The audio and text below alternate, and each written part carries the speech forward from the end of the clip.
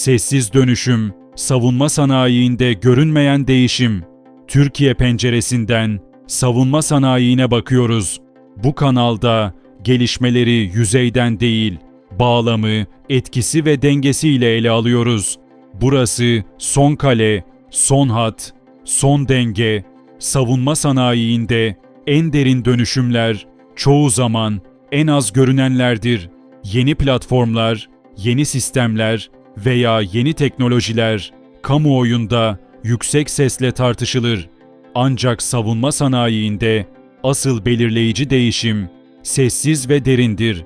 Bu sessiz dönüşüm donanımdan çok veri, yazılım ve karar süreçleri etrafında şekillenir. Bugün savunma sanayiinde bir sistemin gücü sahip olduğu metal miktarıyla değil, üretebildiği ve işleyebildiği bilgiyle ölçülmektedir. Veri, modern savunma mimarisinin temel ham maddesi haline gelmiştir.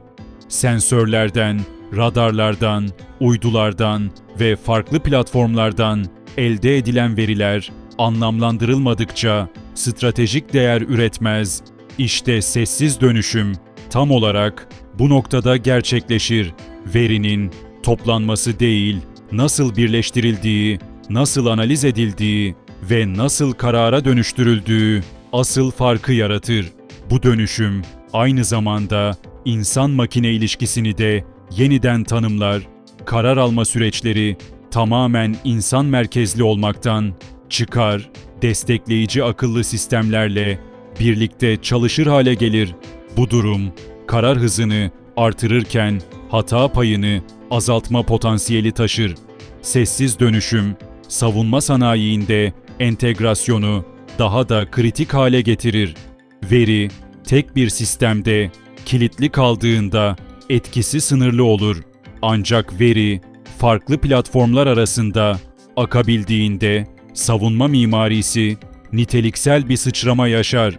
Türkiye savunma sanayiinde son yıllarda bu sessiz dönüşümün giderek daha belirgin hale geldiği görülmektedir. Yazılım, algoritmalar ve veri mimarileri artık projelerin merkezinde yer almaktadır.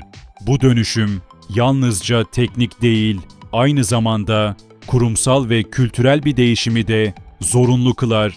Mühendislik yaklaşımı donanım odaklı düşünceden sistem ve veri odaklı düşünceye evrilmektedir. Sessiz dönüşüm kısa vadede gözle görülür sonuçlar üretmeyebilir. Ancak uzun vadede savunma sanayinin en belirleyici faktörü haline gelir. Çünkü geleceğin savunma ortamında hız, uyum ve öngörü en az ateş gücü kadar kritik olacaktır. Sonuç olarak savunma sanayiinde sessiz dönüşüm gürültülü projelerden daha az dikkat çekici olabilir. Ancak stratejik etkisi çok daha derindir.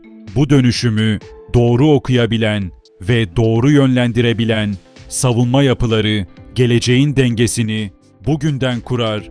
Burası son kale, son hat, son denge.